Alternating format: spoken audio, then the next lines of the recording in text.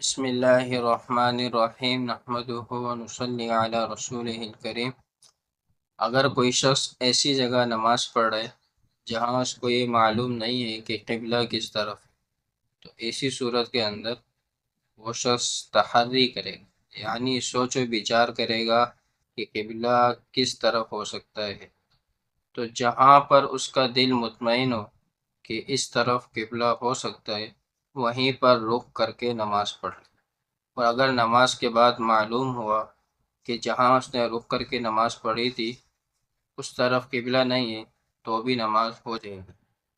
لیکن اگر اس شخص نے اس کو معلوم نہیں تھا کہ قبلہ کس طرف ہے اور اس نے تحری بھی نہیں کی، یعنی سوچ و بچار نہیں کیا، بس ایسی نماز شروع کر دی، تو اگر صحیح رخ کے اوپر نماز پڑھی ہوگی تب بھی اس کی نماز نہیں ہوگی۔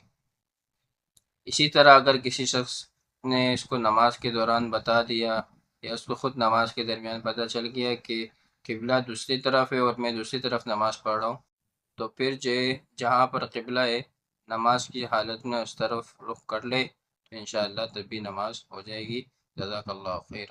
ویڈیو اچھی لگی ہے تو ویڈیو کو لائک کریں اور چینل کو لازمی سبسکرائب کریں تاکہ ہر نئی آنے والی ویڈیوز آپ کو بر وقت مل سکے۔